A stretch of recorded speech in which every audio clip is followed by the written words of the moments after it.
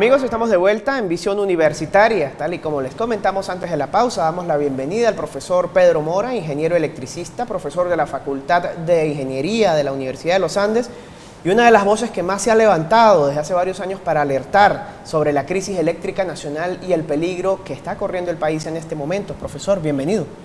Gracias por la invitación. Ustedes imagino que querrán saber cuál es el problema que está sucediendo en el país.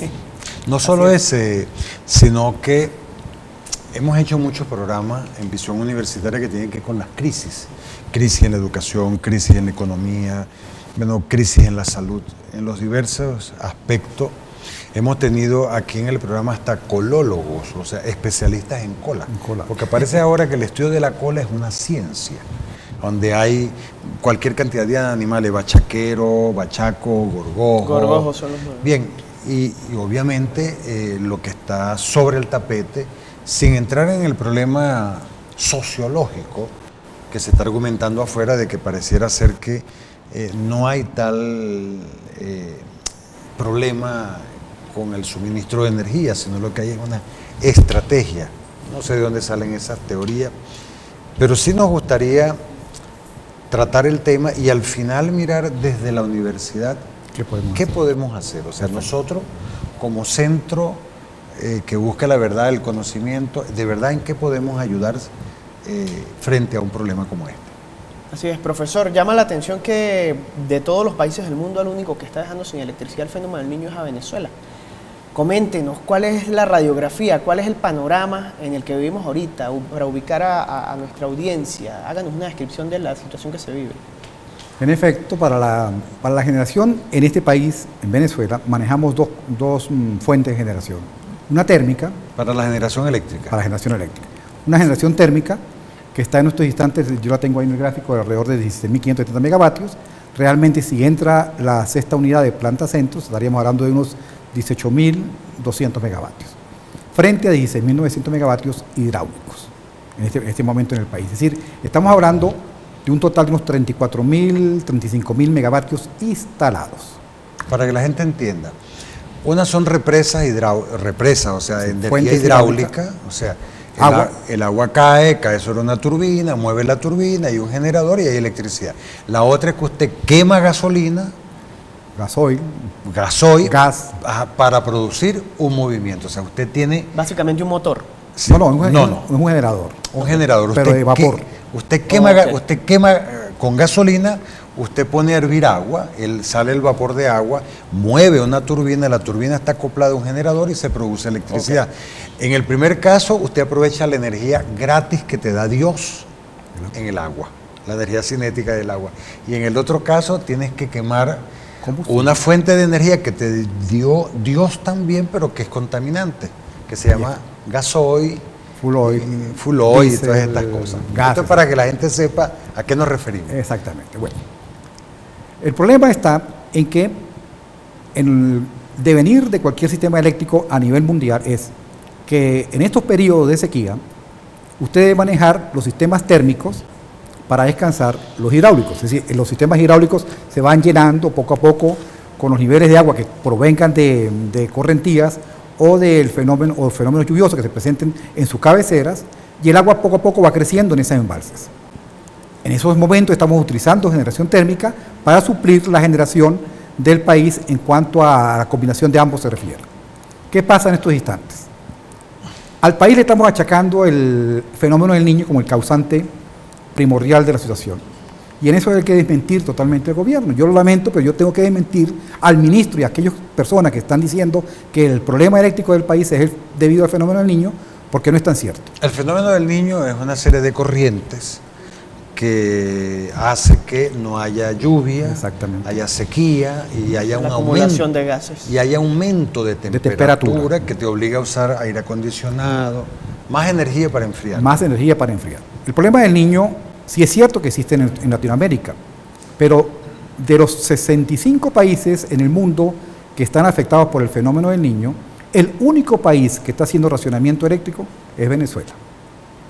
¿Por qué? Porque otros países se aclimataron al problema y han resuelto su problema con planificación previa en su generación hidráulica y térmica propiamente. El problema nuestro, ¿cuál fue? Sobreutilizamos el Guri alrededor de 2 años. En los años 13, 14, 15, el Guri estuvo realmente con niveles por encima de los 260 metros sobre el nivel del mar, y lógico, como no había generación térmica disponible para confrontar el sistema térmico, aun cuando el gobierno sabía que venía un periodo de sequía para el año 2016, no se hizo caso alguno a los elementos técnicos que en su oportunidad todos los meteorólogos y la gente que trabaja en Edelca, en la antigua Edelca, ahora hoy Corpolec, planificaron al respecto. Es decir, me imagino que los ingenieros que estaban en Guri o que están en la sala de máquinas de Guri planificaron con tiempo, hace 7, 8, 9, 12 meses atrás, que el periodo correspondiente al año 2016 era un periodo netamente seco o totalmente seco. Iba a ingresar muy poca lluvia o muy poco ingreso de agua al nivel de Guri. Ahora, yo una vez, disculpa que esté interrumpiendo tanto, pero no, es bueno porque hay elementos pedagógicos que es bueno que se sepa. Sí, yo en una oportunidad tuve la ocasión de oír, si mal no recuerdo, al doctor Esteves, hablando sobre estos fenómenos naturales. Y mostraba, y creo que Rigoberto Anderson, que en paz descanse, y mostraba cómo con imágenes satelitales se puede predecir hasta con más de un año de anticipación que va a venir un fenómeno meteorológico como el del Niño, o sea que tú tienes más de un año para prepararte. Exactamente, usted puede tener alrededor de 4 o 5 años, porque los periodos que ha manejado el Guri no es de ahora. El Guri tiene trabajando alrededor de 30 años, es decir, se han manejado sus niveles históricos mes a mes, día a día, durante 30 y tantos años. Por lo tanto, el fenómeno era predecible hace 4 o 5 años. Y si era predecible, era menester manejar al Guri con un criterio de racionamiento para que en este momento el Guri estuviese trabajando sobre los 245 o 250 metros, de forma tal de que entramos en el periodo realmente de sequía con un nivel pluviométrico bastante elevado, de tal suerte que pudiésemos manejar más energía hidráulica que térmica. En este caso es menos contaminante, pero sin problemas, primero para sus máquinas eléctricas. Tú, Mario, sabes que tú eres ingeniero mecánico y sabes que las máquinas eléctricas, las turbinas, tienen problemas de vibración y de cavitación cuando tú le bajas el nivel de altura de operación de las turbinas. Okay. Las normas que predicen o que indican la operación de las turbinas Francis que tenemos en Guri indican que cuando bajamos al 95% de su altura óptima, la altura óptima de operación de las turbinas Francis de Guri es 261 metros. Cuando bajamos al 95%... Para los que no saben qué es cavitación, es que simplemente ingresa aire con el agua a las turbinas y eso forma turbulencia y esas burbujas de aire chocan con las paredes del metal y son tantas y miles, cientos de miles, millones de burbujas que eso van produciendo erosión y vibración, y la vibración sí es fatal para estos procesos. Exactamente. Yo creo que al final pudiésemos mostrar unas fotos de un problema que sucedió exactamente igual en Siberia. En Siberia, en el año 89, sucedió un problema que estamos tratando de prevenir en Venezuela y lo estamos advirtiendo. ¿Cuál es el problema? En ese momento forzaron las turbinas, la turbina por el efecto de vibración sencillamente se rompió y se perdió todas las centrales hidroeléctricas de Siberia. Lo mostraremos al final. Si vemos este gráfico que tienen ustedes, lo pudiesen capturar. Esto más o menos lo que tenemos en este instante en el país, unos 16.541 megavatios de demanda, es decir, hablamos por demanda, o tenemos entendido de la demanda, es lo que quiere consumir el pueblo venezolano. Con una producción térmica que dice, según el ministro, 7.010 megavatios, ahí tenemos que darle también una orientación al ministro, porque cuando hablamos de potencia, nos estamos refiriendo a un parámetro instantáneo. La potencia lo que mide es la unidad instantánea que tiene una máquina en un momento determinado. Lo correcto sería hablar de megavatios o de gigavatios hora, es decir, hablar de energía, que es el elemento que usted paga y entrega. Usted en su casa le miden no kilovatios, sino le miden kilovatio hora, le miden energía. Pues de esa forma tendríamos que hablar en el país, hablar de energía fuerte o energía que pueda mantenerse durante 24 o durante un cierto tiempo determinado. Si el gobierno habla de 7.010 megavatios, es un instante en el tiempo. Pero a lo largo del día o a lo largo de los meses, si se mantiene es una energía firme, si no, estamos diciendo mentiras. Estamos hablando también de la producción hidráulica en el occidente, es decir, llámese todas las plantas hidráulicas que tenemos en los Andes, de 500 megavatios. También hay un error en cuanto a ese concepto, porque según lo que nos están indicando nuestros ingenieros que están operando sobre los sistemas hidráulicos de occidente, tanto Uribante Caparo como la represa que queda aguas abajo, que es la represa que reserva, que agarra la tercera operación del occidente, están a 2 metros de operación, o menos de 2 metros de operación. Esa es la vueltosa. La vueltosa, sí. O sea, está en la misma situación del Están Guri, básicamente. en situación peor. ¿Por qué decimos que es peor? Porque el Uribante arrastra mucho sedimento, lo cual no lo hace el Guri, por ser un lago que mantiene por su distancia, por su volumen y por la distancia en metros cúbicos que tenemos, no arrastra tanto sedimento como las regiones occidentales. Estamos a unos 77, unos 78 metros también de operación mal o anormal sobre las represas del occidente venezolano. Y eso sí trae problemas. Porque cambiar a lo mejor una turbina Francis en Puerto Ordaz. Turbina Francis. Cuando hablamos de turbinas, hay varios tipos de turbinas que operan en sistemas hidráulicos. Francis. En Guri, por ser saltos pequeños, manejamos turbina Francis. En algunos sitios manejamos también en el Alto Caroní, en el Bajo Caroní, turbinas Kaplan. Pero en Occidente, porque las distancias entre la represa y la casa de máquinas es muy larga, manejamos turbinas Pelton. Okay. Entonces, una piedrita desprendida en el sistema hidráulico occidental puede hacer mucho más daño que esa misma piedrita en un sistema de baja altura, porque la velocidad con la distancia recorrida a alta presión es como si fuera un balín que va a golpear a las cucharas de la Pelton. Bien, eso es para referenciar que el sistema hidráulico occidental también está en graves problemas. Una pregunta, hay 2 grandes represas, Guri y Uribante Caparo.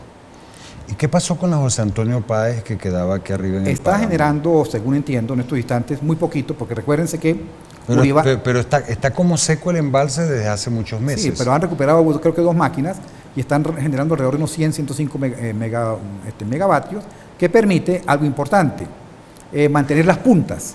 Quiero recordarle a nuestros oyentes que el sistema hidráulico correspondiente a Planta Páez se diseñó para cubrir horas pico en el occidente venezolano, no para trabajar en forma continua. Si lo están haciendo en forma continua, la planta está trabajando en forma anormal. Se estaría forzando más de lo que ella puede. Bien, volviendo al gráfico, observen ustedes que estamos manejando una carga de 14.541 megavatios, es decir, estamos racionando hoy en día 2.000 megavatios. Pero cuando hablamos de 2.000 megavatios no es que es el parámetro instantáneo, sino que 2.000 megavatios a lo largo de 4 horas, en 4 periodos, nos está dando 32 gigavatios hora día. Eso es lo que consume, por ejemplo, un día de consumo del Zulia, o 1.2 días de consumo de Caracas. ¿Cuál es el problema que tenemos en estos instantes y por lo cual nos sentimos ciudadanos de segunda? Ya va, o sea que si nosotros apagamos todo el Zulia, el resto del país tendría electricidad 24 horas. Algo así. O sea, ese es el sacrificio. Ese es el sacrificio.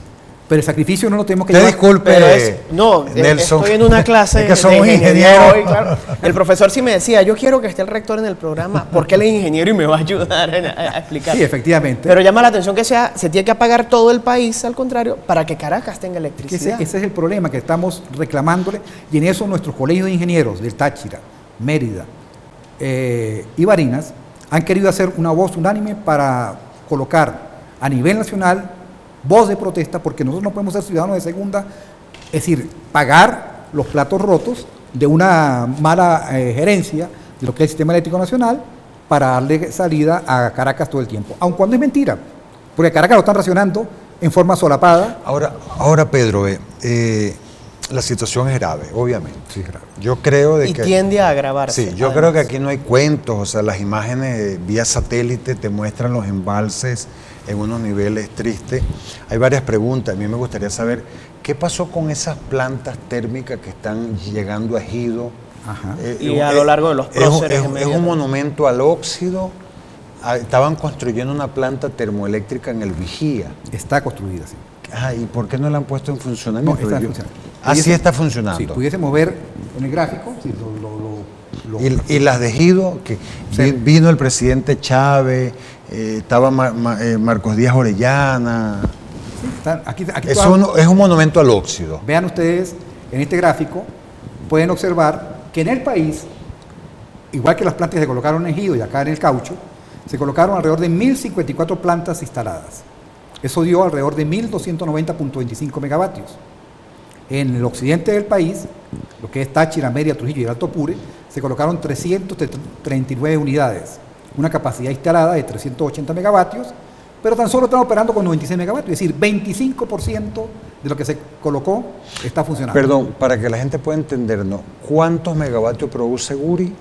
Guri en este instante produce 80 gigavatios hora, día. Gigavatios hora. No, en potencia. En potencia alrededor, en la planta como tal, estaríamos hablando de unos 5.000 megavatios. 5.000 megavatios y todas estas planticas térmicas producen 1.300 distribuido del país, sí, exactamente. O sea, que Guri es 5 veces más de todo el esfuerzo que se había hecho. Ahí lo están viendo ustedes en la torta.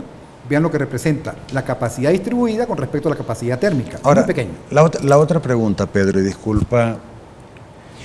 Se ha dicho que va a haber un colapso y que va a haber un apagón. Incluso se habla de hace meses. De un apagón. Y yo me encontré a Pedro en estos días y le dije, Pedro, ¿qué porcentaje aporta Guri? Pedro me dice, bueno, 40, 50%. Hemos mirado en la prensa como hay gente que especula de que el 70% de la electricidad que se consume en el país viene de Guri. Ahora, ya tú no estás hablando no solo de Guri, sino no estás hablando de Uribante Caparo. Ahora, pero también colocaban un día límite, que era el 15 de abril. El 15 de abril va a haber un apagón. Ahora, no pasó ningún apagón, no pasó nada.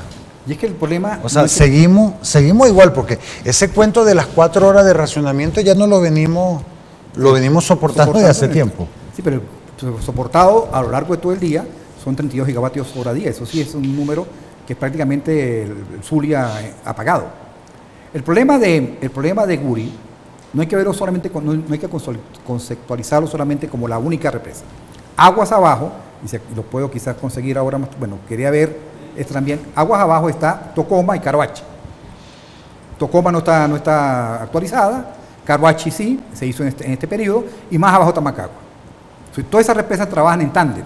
Guri, digamos, regula. En tándem, ¿puede explicar lo que significa esto? ¿En serio? Aquí está, vamos a ver si conseguimos en serio, el agua que sale de Guri entra a otra represa, cae otro embalse, ese embalse pasa por una represa, crea otro embalse, y la energía cinética de esa agua paulatinamente se va perdiendo, porque la represa se trabaja es por altura.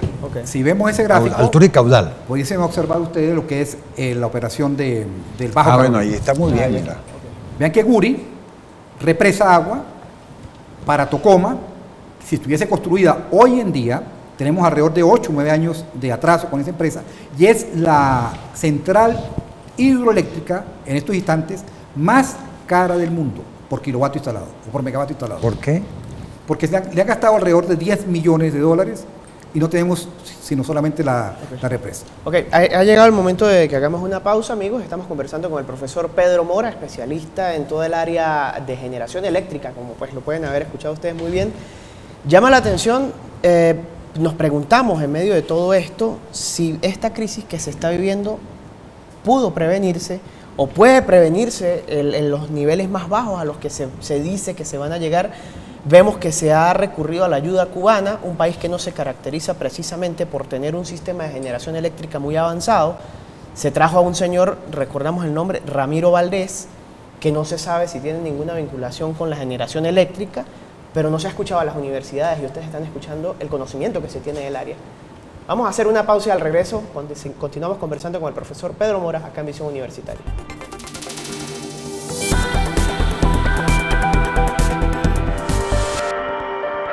Continuamos en Visión Universitaria conversando con el profesor Pedro Mora. Estamos conversando con él precisamente sobre la situación de la crisis eléctrica nacional. En el segmento anterior nos hizo una descripción pormenorizada de lo que es la generación de la energía en el país y cómo se ha ido viendo afectada con el paso de los años, cómo la mayoría de las plantas tienen una capacidad instalada que no se está cumpliendo. Cómo estas plantas, que por lo menos en la ciudad de Mérida se puede ver en la avenida Los Próceres o en la salida de Ejido hacia Mérida, se convirtió, como bien dijo el rector, en un monumento al óxido. Estas plantas no están cumpliendo absolutamente ninguna función en este momento. Le preguntamos, antes de ir a la pausa, si esto se pudo prevenir, esta situación de alarma, esta situación de crisis que se está viviendo en el país y que nos está llevando a padecer, por ahora, cortes eléctricos de 4 horas. Profesor. Sí, esto se pudo prevenir y de hecho, en el año 2009, cuando se presentó el problema exacto a este con menos gravedad, el gobierno instaló lo que llamó el Plan de Emergencia Eléctrica hacia la Nación. Se extrajeron alrededor de 60.000 millones de dólares, 40.000 millones para el sistema termoeléctrico, 15.000 millones para el sistema hidroeléctrico y 5.000 millones para el mantenimiento del sistema. De eso, las compras que se hicieron en el país fueron compras que se hicieron con sobreprecio en el 95% de las compras que se hicieron en plantas termoeléctricas. De hecho, el 24 de abril, para complementar lo que usted está diciendo, publicó el Nacional hace unos días que Venezuela, el gobierno contrató, dice, 16.354 megawatts y solo incorporó al sistema 3.044. Esto entre 2008 y 2015 con una inversión de 32.8 millardos de dólares. Una pregunta, Pedro, ¿por qué ese cambio de filosofía? O sea, probablemente sea porque yo soy de Guayana, me crié al lado del río Orinoco. Primero nací al lado del río Yuruari, me crié abajo, Alto Caroní. Me crié al lado de entre el Caroní y el Orinoco, y uno ve tanta agua que uno dice, esa agua te la dio Dios, esa tiene una energía cinética que te la dio Dios. O sea, ¿por qué invertir tanto en combustibles fósiles, en quemar combustibles fósiles y no construir como los chinos, por ejemplo, que han construido Tres Gargantas, por ejemplo, unas represas hidroeléctricas?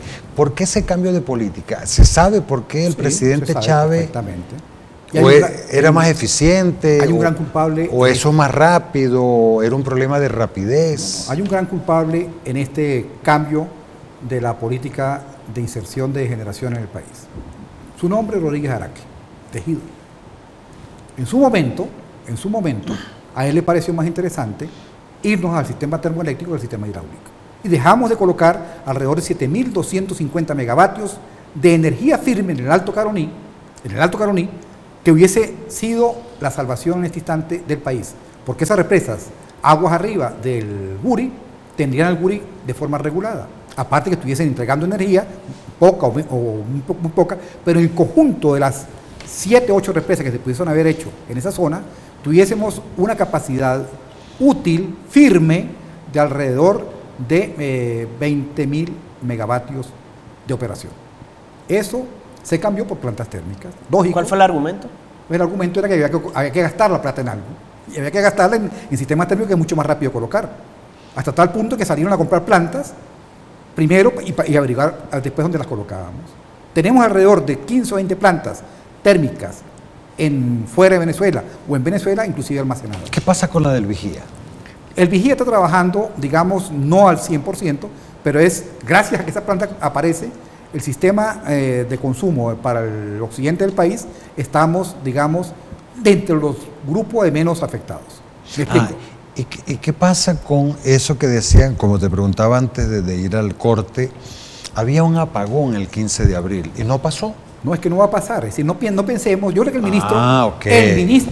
ministro alertó, él lo conoce, es decir, cuando la gente es ignorante de las cosas, obvio, dice mentiras y a lo mejor él las cree. Eso fue lo que pasó con el ministro. Al ministro, yo tengo el informe, no, la gráfica que le presentaron al ministro allá en Edelca, en la antigua Edelca, donde se veía la proyección que con 18 centímetros de descenso del Guri, el Guri iba a entrar en colapso alrededor del 25 de abril, hoy precisamente. Ahora, profesor, en este momento, ¿qué se puede hacer para solucionar o paliar la crisis, por lo menos? Vemos que en medio de esta situación Venezuela le está vendiendo energía a Brasil. Así es, exactamente. ¿Y cuánto le está vendiendo? $43.5 el megavatio. No. ¿Cuántos megavatios? A 3.1 gigavatios hora. Potencia.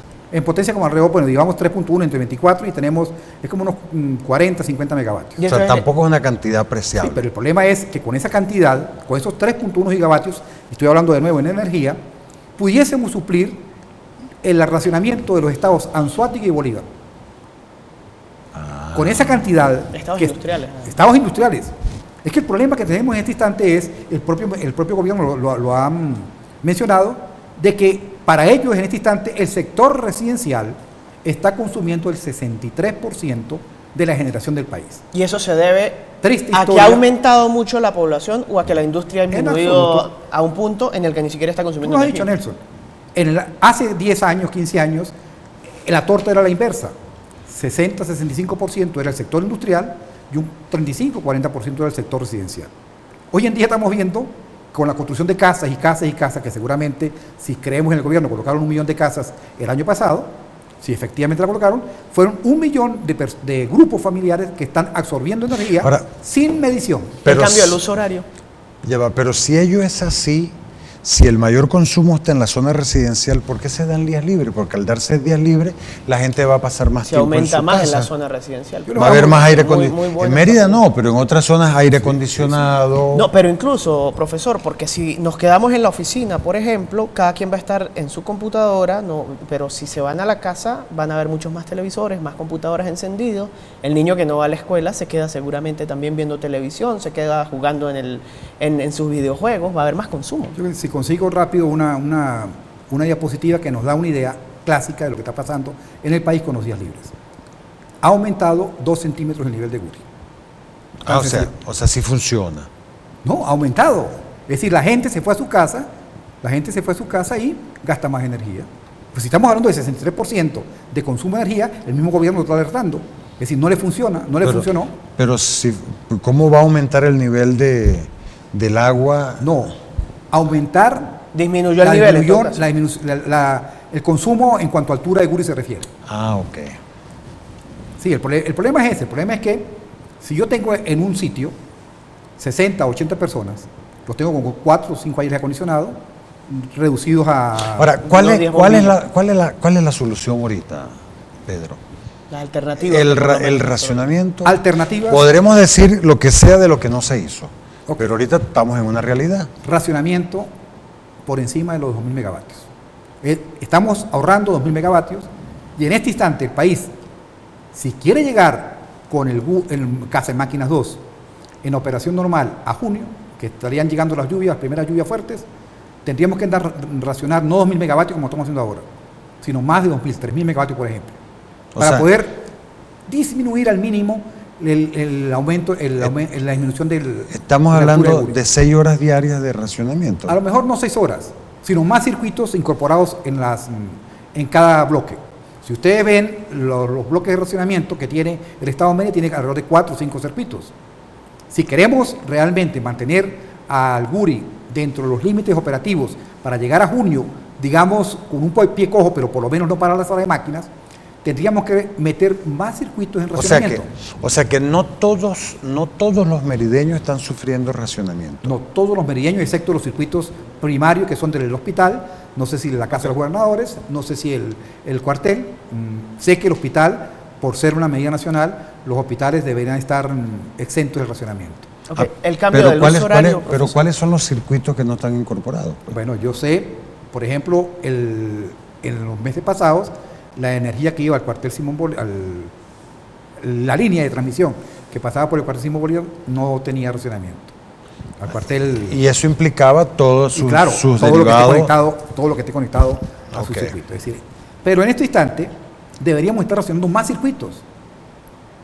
Es triste decirlo, pero esta es la realidad del país. Hay que racionar más para poder mantener Casa de Máquinas 2 disponible. Esto Ahora es sí, algo en lo que el uso horario, que lo has preguntado ya varias veces. Porque volvemos al horario que el difunto presidente cambió. ¿Esto impacta de alguna manera en la situación? Mire, el uso horario no está propuesto desde ahora. Yo recuerdo, tú recuerdas, estuvimos en una conferencia donde el ministro vino, que por cierto no te querían dejar entrar, me estaba recordando Nelson. Bueno, yo le planteé al ministro en esa oportunidad, estamos hablando de septiembre. Ya va. Eso fue una experiencia bien interesante, porque vino el ministro, aparte que no querían dejar entrar al rector, bueno, esos son los modales que uno aprecia en esos ministerios, pero ellos trajeron su propia planta eléctrica, Ah, qué por si interesante. se iba la luz. Sí. Estamos hablando de Corpoelec. Yo no puedo olvidar eso.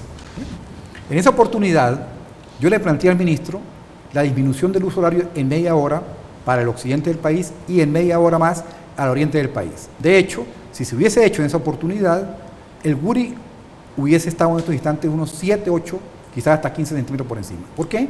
Porque dejamos la coincidencia de carga que existe con el horario actual en el consumo eléctrico residencial, más el consumo eléctrico de iluminación de alumbrado público, más el consumo eléctrico de los sistemas que están todavía trabajando, casas comerciales, etcétera. Se nos acaba el tiempo, profesor, nos queda un minuto. ¿Qué puede hacer la universidad en este sentido? Porque el ciudadano promedio no puede hacer nada. No sirve de mucho que apague el televisor, tal vez, que no apague los bombillos de su casa, no ayuda mucho. Nosotros somos víctimas en este instante. ¿Qué se puede hacer desde la universidad? Como esto que usted está haciendo, por La ejemplo. universidad tiene mucho que hacer. Tenemos que enseñar a planificar al gobierno. Y enseñar a planificar al gobierno significa, en estos instantes, de que debe manejar con criterios de ingeniería todo lo que significa la generación eléctrica en el país, llámese térmica o llámese hidráulica. En otras palabras, al frente de la cartera ministerial no puede haber un ministro que sea militar si no conoce con propiedad de lo que es la operación eléctrica en un país. Recientemente el presidente amenazó a los privados por no autogenerar, por no autoabastecerse. ¿Hay autogeneración de energía en este momento y está ayudando de alguna manera? Es que la autogeneración que tiene el país en este momento, lo que corresponde a la generación privada, alcanza alrededor de unos 2.000 megavatios. Si eso no existiese, el Guri hubiese parado hace 4 o 5 semanas atrás. Okay. Rector, se nos acaba Esas el son las palabras. Autogeneración son esas planticas pequeñas. Depende del lugar, ¿no? Que hacen mucho ruido. Lo que tienen los sistemas industriales, lo que tienen las grandes casas, centros comerciales, okay. que en su totalidad en el país alcanza alrededor de unos 2.000 megavatios. Okay. A eso nos están poniendo a trabajar más del horario que tienen de operación normal de una planta de esas. Claro, la están poniendo a trabajar con más... La última pregunta. Si Guri aporta el 50% de la energía... Bueno, Guri más Macagua y Carvache. Ajá, y hay que apagar el sistema de Guri, o toda esa cascada, simplemente vamos a tener 12 horas de racionamiento. Eso es lo que dice la lógica, ¿verdad? Sí, más o menos. Pero nunca vamos a tener un apagón.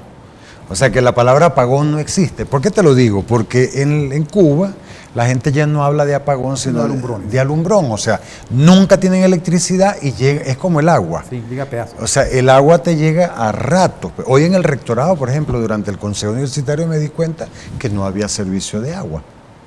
Sí, entonces, la pregunta es, nunca va a haber un apagón. O sea, lo que yo quiero es desmontar esas aves agoreras que salen a alarmar a la gente si le va a haber un apagón, busque vela, casi que te dicen busque antiofídico porque hasta las culebras van a salir en los apagones. Ahora, realmente, ¿cuál es el nivel grave que puede haber en una situación de esta? Porque yo me la paso en el campo. En el campo, si te llega electricidad unas 4 horas diarias, las neveras enfrían, congelan y tú puedes vivir bien. 4 horas diarias que te llegue de electricidad. Claro, esas son zonas rurales donde hay cualquier cantidad de problemas. O sea, que la brisa tumbó una línea, las líneas son muy viejas. Sí. Ok. Pero aquí no va a haber un apagón. ¿Qué es lo grave que puede pasar? Lo grave que puede pasar en estos instantes es que si no se raciona, como estamos planificando muchas personas a nivel del país, en lo que realmente requiere la generación venezolana, vamos a tener un problema no de colapso, sino de salida de Casa de Máquinas 2. ¿Y eso qué significa? Y eso es prácticamente un colapso. Casa de Máquinas 2 maneja alrededor de 7.000 megavatios. Son 10 máquinas. Recuérdense que Guri está constituido por 20 máquinas. 10 máquinas Casa de Máquinas 2, 10 máquinas Casa de Máquinas 1. Las de Máquinas 2 están a 236 metros, bueno, 8 de ellas están a 236 metros de nivel de agua. Hoy en día el sistema eléctrico fijó, no sé quién lo fijaría, en 240 metros sobre el nivel mar como un nivel de operación crítico. Okay. Yo recuerdo que Dipensa en su oportunidad, cuando hicimos la presentación de Guri allá en la inauguración, habló de 244.5 de nivel mínimo. ¿Tú estuviste en la inauguración? Sí. O sea, se nos acabó el tiempo ya, profesor. Como dirían los maracuchos, vos sos viejito, esa es mi tierra, y yo recuerdo siempre a Guri. Ya nos 45 años dando clases. Producción, que se nos acabó el tiempo. creo que además este programa, rector, es un espaldarazo, es un apoyo al profesor Pedro Omar Mora, que sabemos que también ha sido señalado y ha sido acusado de agitador, digamos, por andar diciendo esto, de lo cual, como ustedes pueden haber escuchado, lo hace con mucha propiedad, rector. Yo lo que debo es concluir con una frase que se le atribuye al rector, pero que creo que es una frase que surge de conversaciones entre Nelson Espinosa y Mario Bonucci. Cuando hablar y decir lo obvio resulta un acto de rebeldía. Yo creo que es lo que está ocurriendo con Pedro. Pedro está diciendo, Pedro yo lo conozco de hace muchos años, yo tengo 37 años en la ULA, Pedro tiene 45, debe ser mentira, debe ser como 60 años. Yo recuerdo cuando se inauguró el puente sobre el río Orinoco y era un bebé de 11 años, ¿no? Con Leoni. Lo que sí es cierto es que Pedro está diciendo lo que él dice todos los semestres en sus clases, o lo que dicen nuestros profesores que trabajan en sistemas en transmisión, Carlos Muñoz, o lo que dicen mis profesores en mecánica. Están hablando de lo obvio. Ahora, cuando usted habla de lo obvio y reconoce que hay un problema, después que lo reconoce, tiene que venir la solución para que alejemos las críticas. Olvidémonos de todo aquello que pasó de aquí hacia atrás y después nos encargamos, cuando salgamos de la crisis, de cómo hacer que no vuelva a ocurrir. Pero en este momento, la tarea es de todos. Ahorrar. Pero bueno, debe ser que yo provengo de una familia italiana también que haya o no haya problema de electricidad, usted tiene que apagar la luz. Así es. Los despilfarros energéticos no tienen sentido. Yo sé que nos están cortando. Sí, hace rato. Profesor, muchas gracias, profesor Pedro Omar, por habernos acompañado. Rector, muchas gracias. Amigos, muchas gracias a ustedes por su atención. Y bueno, seguramente vamos a tener otro programa hablando de la situación eléctrica, si la electricidad lo permite. Después del 15 de mayo. Seguro que sí. Amigos, como siempre, los dejamos con visión en positivo. Fue un gusto. Será hasta la próxima.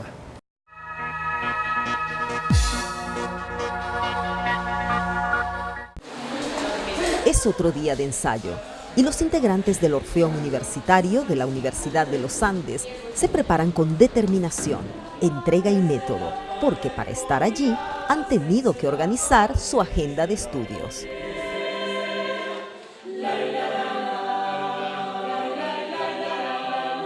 El Orfeón Universitario supera los 70 años, siendo el segundo más antiguo del país, luego del de la Universidad Central de Venezuela, con tan solo un año de diferencia. Tomamos como fecha de inicios del Orfeón Universitario el 5 de julio de 1944, en el auditorium, en el hoy César Rengifo, antes Auditorium Universitario. Desde ese momento, una lista de directores destaca: José Rafael Rivas, su primer director, y la dinastía conformada por sus hijos, Diógenes, Amílcar y Rubén. El maestro Arconada en los años 50, Argenis Rivera y Gilberto Rebolledo, entre otros. Y cómo no recordar su primera gira internacional por las islas del Caribe en los años 50 y los inolvidables festivales internacionales de coros en 1994 y 2000 en Valencia, España. Recuerdo la ovación en el año 94 en el Palau de la Música de Valencia, en el cual, bueno, al terminar nuestro concierto nos dirigimos al palco donde teníamos nuestros asientos y todavía tuvimos que permanecer de pie frente a nuestros asientos porque el público aplaudió aproximadamente durante más de 5 minutos. También memorable la visita a la Feria Mundial de Exposición en Hannover, Alemania, al Pabellón de la Flor de Venezuela, hoy expuesta en Barquisimeto, y en el 2007 la gira a la Patagonia, Argentina, de donde se trajeron 4 premios, el del público, Polifonía, el primer lugar en música folclórica y el de interpretación de una obra obligada. Hemos creado también en estos años el premio de composición Orfeón de la Universidad de los Andes, que tiene 2 grandes capítulos: el capítulo para obra original, que lleva el nombre de Modesta Bor, y el capítulo para arreglos corales, que lleva el nombre de nuestro fundador, José Rafael Rivas. Tenemos 3 publicaciones editoriales, digamos, de música coral, que la hemos hecho en ocasión de nuestros aniversarios. Por amor al arte. Esta frase describe la pasión que se le da a una actividad, aunque no se reciba dinero a cambio, y es lo que siempre ha privado en el espíritu de los miembros del Orfeón Universitario. Ninguno de nosotros cobró nunca. Por ejemplo, cuando a mí me tocó dirigir el Orfeón, yo pagaba la gasolina, porque la gente de transporte nos prestaba el transporte, un transporte destartalado que muchas veces se dañaba en el camino. Se cuenta con un aporte que se le da a la Fundación Amigos del Orfeón Universitario. Pero de verdad, para que este Orfeón se pueda mantener en el tiempo, urge que sea convertido en una dependencia universitaria con presupuesto propio y que pueda contar con un sueldo, con una remuneración, para que funcione como funciona cualquier coro en la actualidad. Las nuevas generaciones tienen el compromiso de llevar adelante la agrupación coral insignia de la Universidad de los Andes. Desde la niñez estuve vinculada al Orfeón, puesto que mis 3 hermanas mayores, todas pertenecieron a estas filas hace muchos años. Muchas veces de niña, yo creo que tendría como 11 años, 12 años, me conmovían e incluso a veces me provocaban como ganas de llorar, me erizaban los pelitos. Yo creo que desde ahí nació toda esta historia, estas ganas de formar parte de las filas del Orfeón. Es una experiencia bastante linda y pues cuando uno le gusta algo, se esfuerza por algo, pues hace todo lo posible por cumplir con las actividades. Yo tengo aproximadamente un mes dentro del Orfeón, soy la más reciente dentro del grupo. Es algo que te mueve, es algo que efectivamente cuando tú vas a los conciertos o vas a la orquesta, es algo que te emociona de alguna manera. O sea, siendo yo quien hace parte de ese trabajo, es demasiado genial, de verdad. Los segundos antes de salir al escenario son de gran expectación. Es una sensación de adrenalina, de felicidad, pero también es ese susto que tenemos todos los que vivimos en el mundo artístico, en el cual pues estamos en el momento en el que vamos a dar lo mejor de cada uno de nosotros, y no solamente cada uno de nosotros, sino lo mejor como agrupación. Y para quien ha estado al frente de esta prestigiosa agrupación coral por 29 años, el Orfeón significa